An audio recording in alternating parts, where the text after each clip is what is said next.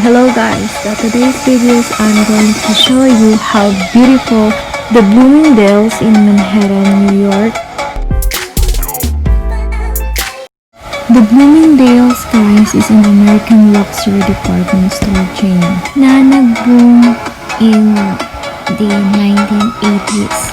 Isa po ito sa pinakasikat sa retail market.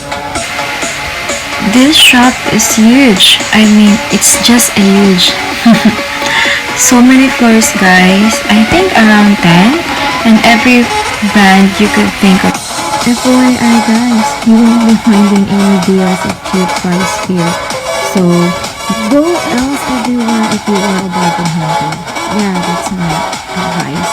That's the family advice.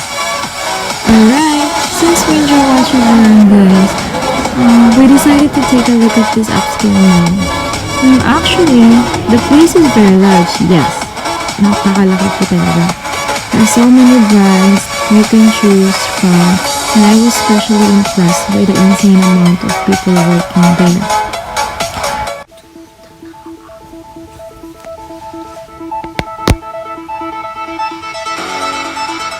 Ready to approach you to ask whether you need something or if they can help you. O diba? Ang ganda ng service nila.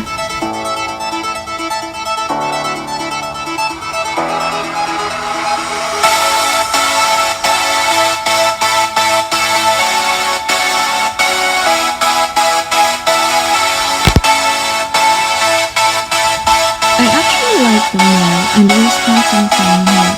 But if you're a guy who is not into fashion or in general shopping, there is not much to do for you here.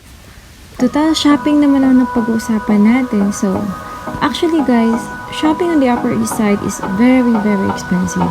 I find Bloomingdales as a great alternative to the street-level luxury shops. Shopping in New York is a great experience, and you can usually find anything you want. Anything you want, pero para sa akin, mahal pa rin talaga.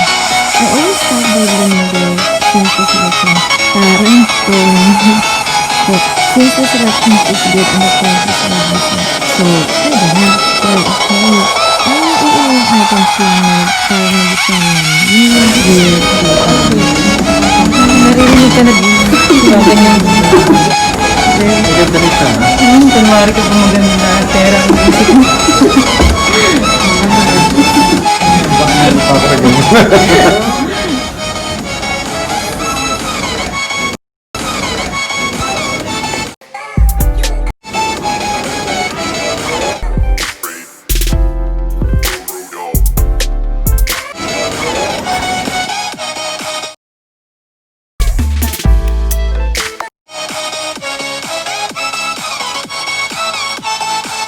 So, let's go upstairs, guys. Kasi, nandun yung home style. So, yun po talaga ang pinunta namin dito. To get more ideas. Wasn't built in a day. Welcome home. Express yourself. Whisk me away. Cry me a river. Roll with it. Some like it hot.